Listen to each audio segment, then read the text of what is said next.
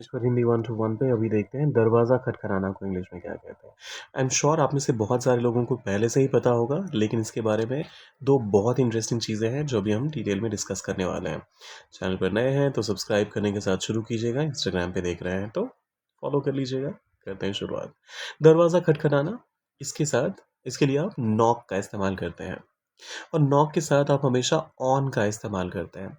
तो अगर आप कहते हैं आई नॉक्ड समवन्स डोर, ग्रामेटिकली वो इनकरेक्ट है। वो अलग बात है कि ये इतना कॉमनली इस्तेमाल होता है कि लोग समझ जाएंगे।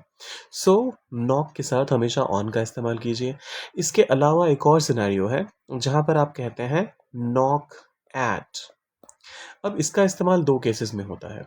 जब आप ये कहना चाहते हैं कि आपने कोई आवाज़ सुनी, दरवाज़ा खटखटाने की आवाज़ सुनी, तो उस केस में कह सकते हैं आप आई हर्ड अ नॉक। कहाँ? दरवाजे पर। At the door.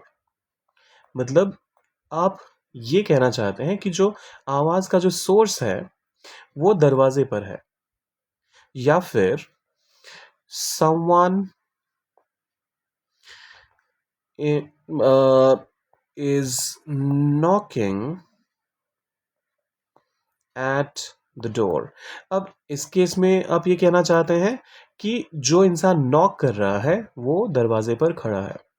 तो नॉक एट ये ज़्यादा पर्टिकुलरली इस साउंड को डिस्क्राइब करने के लिए हो सकता है कि दरवाजे पर जो नॉक हुआ उस साउंड को डिस्क्राइब करने के लिए, या फिर किसी इंसान को डिस्क्राइब करने के लिए जो कि उस पोजीशन पे, उस स्पॉट पे खड़ा है।